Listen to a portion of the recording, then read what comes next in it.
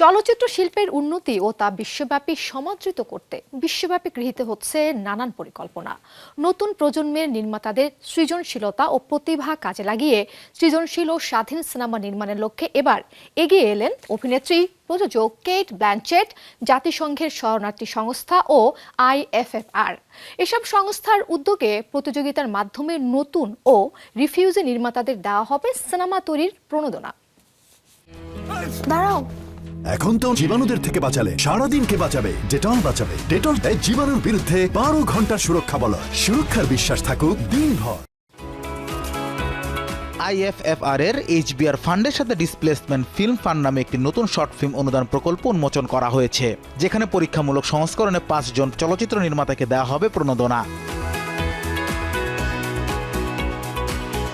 এই ফান্ড থেকে স্বতন্ত্র ব্যক্তি বা প্রযোজনা সংস্থাকে চ্যাম্পিয়ন প্রাইজমানি হিসেবে 1 লাখ ইউরো প্রদান করা হবে। বাস্তুচ্যুত নির্মাতাদের অগ্রাধিকার থাকবে এখানে। মূলত বাস্তুচ্যুত মানুষের জীবন সম্পর্কে মৌলিক গল্প বলার অতীত অভিজ্ঞতা আছে এমন নির্মাতাদের বাছাই করে পুরস্কৃত করা হবে।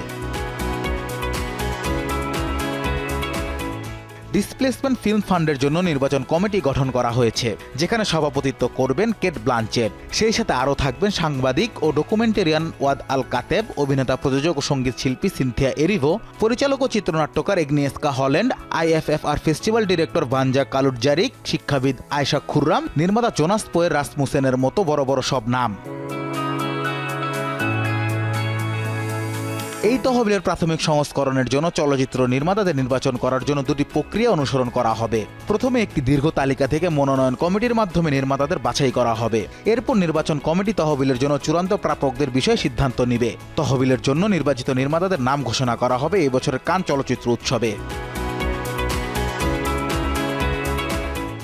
জানা যায় এই তহবিলটি চলচ্চিত্র শিল্প বিশেষজ্ঞ, নির্মাতা, ব্যবসায়ী ও সমাজসেবীদের সমন্বয়ে গঠিত হবে। এটি আনুষ্ঠানিকভাবে IFFR অর্থাৎ ইন্টারন্যাশনাল ফিল্ম ফেস্টিভ্যাল অফ রোটারডামের আসন্ন 54তম সংস্করণে চালু করা হবে। কেট ব্ল্যানচেট 1 ফেব্রুয়ারি একটি ডিসকাশন প্যানেলে উপস্থিত হবেন। সেখানে এই স্কিমের উৎস, লক্ষ্য ও গুরুত্ব সম্পর্কে আলোচনা করা হবে। Anas Imran, showbiz tonight.